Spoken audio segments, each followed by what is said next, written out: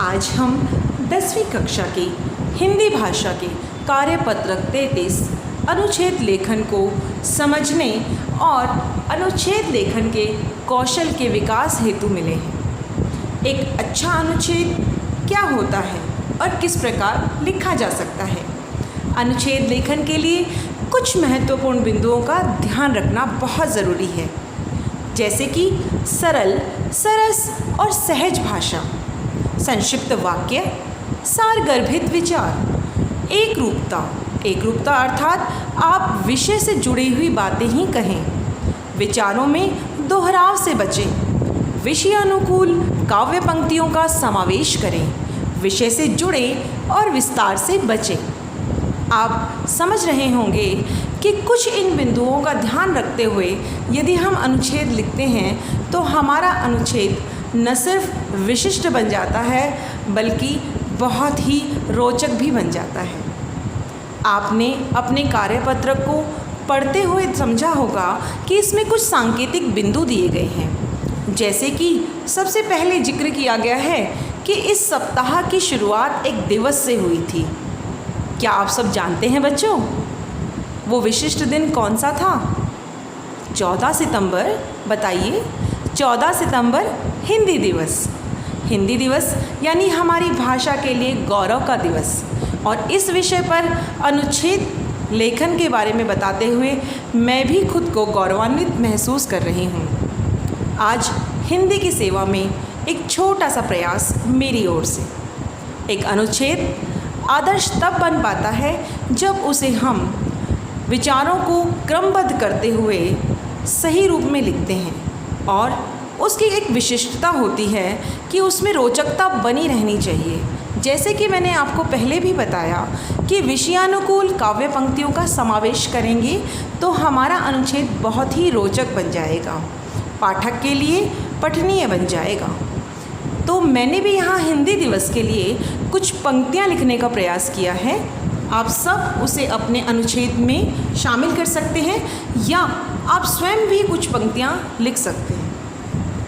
हिंदी का महत्व बढ़ाता है हिंदी दिवस। हिंदी का महत्व बढ़ाता है हिंदी दिवस। हिंदी को अपना सम्मान दिलाता है हिंदी दिवस। हिंदी को अपना सम्मान दिलाता है हिंदी दिवस। हिंदी का होगा प्रसार, हिंदी में होगा व्यवहार। हर एक हिंदुस्तानी हृदय को बताता है हिंदी दिवस, बताता है हिंदी दिवस। इन पंक्तियों को यदि आप अपने अनुच्छेद में शुरुआत में जगह देंगे तो पढ़ने वाला बहुत ही उत्सुक हो जाएगा कि विशिष्ट अनुच्छेद पढ़ने जा रहा हूँ। अब बात करते हैं हम अपने अनुच्छेद को यदि एक रूपरेखा बनाकर लिखें, एक प्रारूप बनाकर लिखें और अपने मन में उन बिंदुओं को पहले से ही तैयार कर लें कि हमें अपने विचारों को किस क्रम में किस प्रकार बांधकर लिखना है, तो हमारे लिए अनुच्छेद लेखन बहुत ही सरल हो जाएगा और कोई भी बिंदु छूटेगा भी नहीं। तो पहला भाग है किसी भी दिवस को कब मनाया जाता है, क्यों मनाया जाता है और क्यों उसको मनाने की शुरुआत की गई। तो हमारे भी हिंदी दिवस को मनाने की तिथि आप सब जानते ही हैं, 14 सितंबर। और इसका प्रारंभ हुआ था, एक विशिष्ट घटना इससे जुड़ी हुई है बच्चों। 14 सितंबर 1949 को हमारे संविधान सभा ने हिंदी को हमारे देश की आधिकारिक भाषा घोषित किया था और आपके कार्यपत्रक में ये बिंदु दिया भी हुआ है। इसे संविधान के भाग 17 343(1) में वर्णित किया गया है। तो ये तो हुआ इसे मनाने का औचित्य, पर ये तो हमारी ही भाषा है ना, तो इसे मनाने की और एक दिवस के रूप में मनाने की आवश्यकता क्यों पड़ी। तो यदि हम इस बात पे गौर करें तो इसका महत्व समझ में आता है कि हिंदी भाषा एक ऐसी भाषा है जो न कि सिर्फ भारत में सर्वाधिक बोली जाती है बल्कि भारतीयों को एकता के सूत्र में बांधने का भी सामर्थ्य रखती है।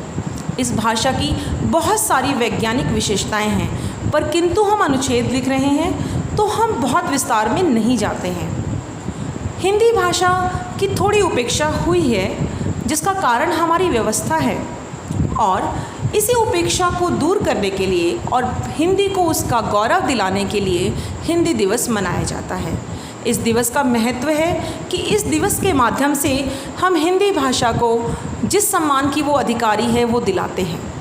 हिंदी भाषा के प्रोत्साहन के लिए कुछ विशिष्ट कदम उठाए गए हैं, जैसे कि कुछ पुरस्कार वितरित किए जाते हैं।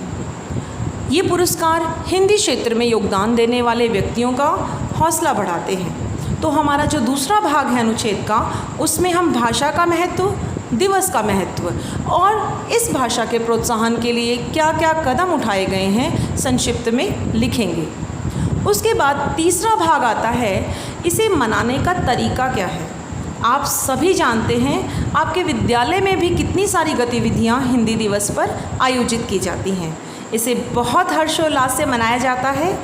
इस उपलक्ष्य में लेखन प्रतियोगिताएं रखी जाती हैं, जिसमें बहुत सारी चीज़ों की प्रतियोगिता होती है, जैसे श्रुत लेखन इत्यादि, वाद विवाद, भाषण प्रतियोगिता, काव्य गोष्ठियाँ, काव्य सम्मेलन आदि का आयोजन किया जाता है, जिसका मकसद है हिंदी भाषा के प्रति प्रेम उभारना। और इसे राजभाषा सप्ताह के तौर पे मनाया जाता है, जिसमें बहुत सारे कार्यक्रम सरकार द्वारा आयोजित किए जाते हैं। तो ये हमारे अनुच्छेद का तीसरा हिस्सा है, जिसमें हमने संक्षिप्त में इसे मनाने का तरीका बताया। इसके बाद हम अपने अनुच्छेद को एक निष्कर्ष तक पहुंचाएंगे कि हिंदी भाषा को 14 सितंबर अर्थात हिंदी दिवस को मनाकर हिंदी भाषा को उसका सम्मान दिलाना और प्रत्येक भारतीय के हृदय में हिंदी के प्रति प्रेम को बढ़ाना ही इसका उद्देश्य है। इस प्रकार हमने अनुच्छेद लिखा। इस अनुच्छेद को मैंने आदर्श रूप में लिखा है, तो आप इसे देख सकते हैं। अंत में मैं इसकी एक फ़ोटो लगा रही हूँ और आशा करती हूँ बच्चों आप इस तरह से ही हिंदी दिवस पर अनुच्छेद लिखकर अपने कार्यपत्रक को हल करेंगे। इसके बाद एक वीडियो मैं अनुच्छेद लेखन के अन्य विषयों को छूते हुए भी बनाऊँगी, तो आप मेरे साथ जुड़े रहें। धन्यवाद।